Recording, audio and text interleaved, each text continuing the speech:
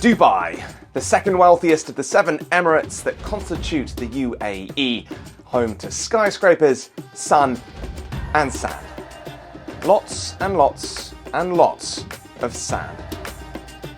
Is this really crypto's promised land?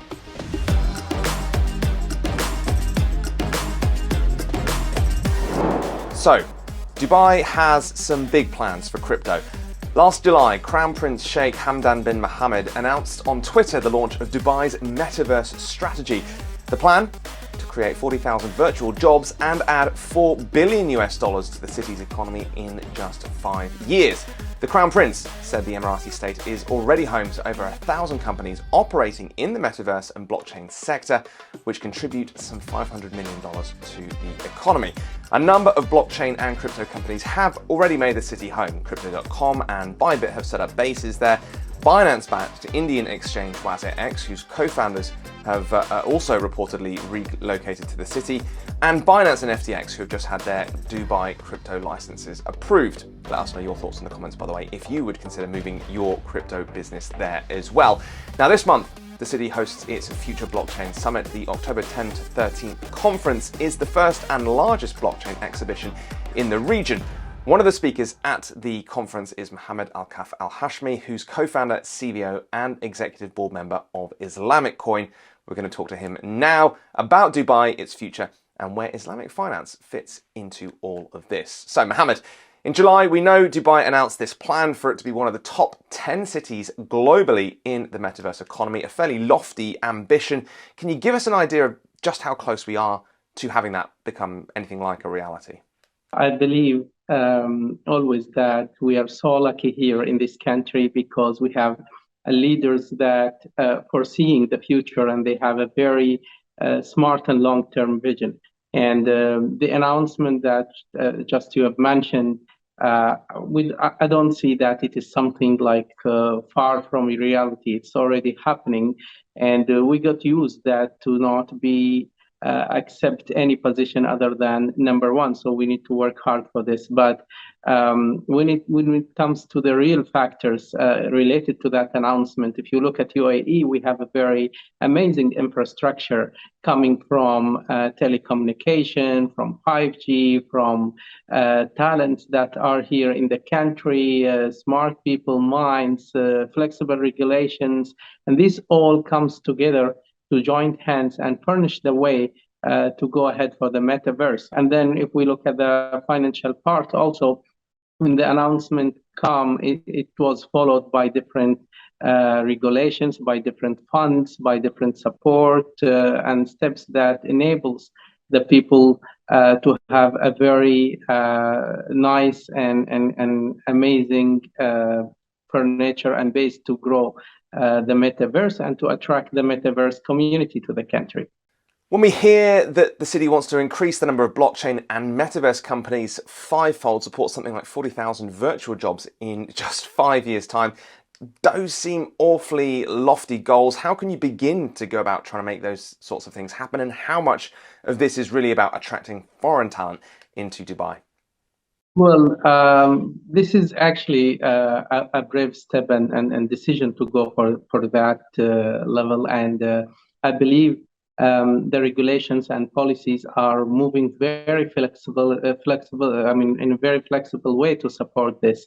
So if you want to do something like this, you need to have a good infrastructure. You need to have flexible policy makers. You need to have a fast decision making, and you need to have a very attractive environment. When we talk about 40 to 50,000 or more of people to be attracted to the UAE, we need to say that we have a very nice infrastructure. And then on the other hand, if we look at the market adoption for this, there is a different factors to talk about. We see a lot of companies, a lot of venture capitals, a lot of people and entrepreneurs who would love to do something great without even saying we are bringing like 40 or 50,000 people. They're already coming to the country.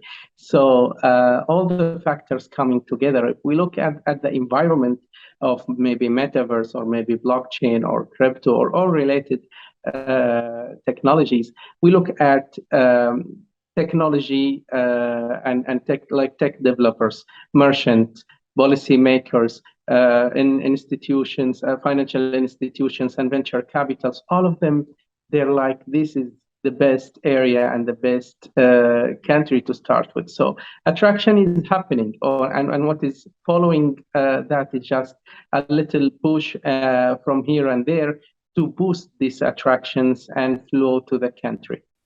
So what are the biggest challenges, do you think, that are facing Dubai in terms of achieving its goals?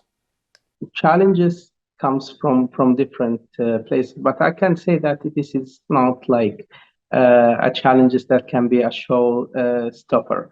So always it's like filtering in every industry, the good and bad, the people that can add value and the people who just jumped in to do something and disappear. So this filtration is I believe is one of the challenges, but I can see that it's moving in a very amazing and nice direction, because when it comes to talk about crypto or blockchain, it's not easy to go into that level. Not everything, it is totally a different world. So this is one of the challenges, and rest I don't see any other difference. All right, let's talk about Islamic Coin then, because making crypto compliant with Sharia law is not necessarily something that looks, from the outside at least, particularly easy. Can you talk to us a little bit about it and how it functions? How is it compliant with Sharia principles?